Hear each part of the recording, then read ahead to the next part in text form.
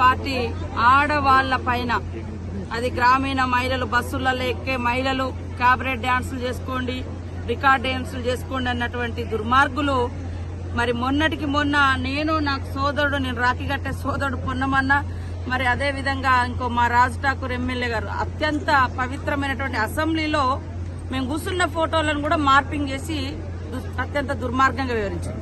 నిన్న మా జిల్లా సోదరిమణి కొండా సురేఖ మంత్రి గారు అక్కడ ఒక ఎంపీ గారు మెడలో ఆమెకు దండేసిండు, కండువ చేనేత నూలు దండేసిండు.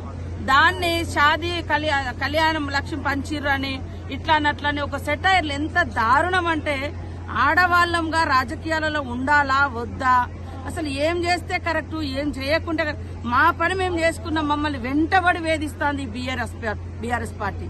అరే మీ ఇళ్లలో ఆడకూతురు లేరా? ఇంత దుర్మార్గంగానా? నిన్న మొన్న కూడా సీఎం కుటుంబాన్ని, వాళ్ళ పిల్లలను అట్లా వేధిస్తా ఉన్నారు.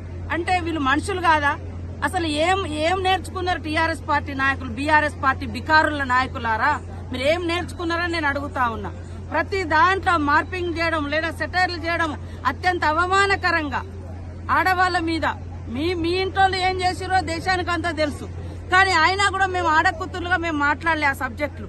ఈ రోజు మరి మొన్నటికి మొన్న ఒక ఎమ్మెల్యే ఇగో గాజులు వేసుకొని అంటారు, గాజులు వేసుకున్న వాళ్ళందరూ ఇక్కడ పనికిరాట, వీళ్ళందరూ మరి ఎన్నో పనులు చేస్తున్నారు, అద్భుతాలు సృష్టిస్తున్నారు, ఈ దేశాన్ని ఏలినరు, ఇవాళ ప్రపంచాన్ని ఏలుతున్నారు. కానీ ఆడవాళ్ళంటే ఇంత చులకన భావం, ఇంత దురహంకారం అటువంటి భావము, అదే విధంగా యాక్టివ్ గా పనిచేసేటువంటి మహిళా మంత్రుల మీద, మహిళల మీద, గ్రామీణ మహిళల మీద. ఒకప్పుడు ఫ్యూడల్ వ్యవస్థ ఉండే ఇట్లాంటి కరీంనగర్ జిల్లాలలో గాని మన జిల్లాలో గాని 30-40 ఏళ్ల కింద 50 ఏళ్ల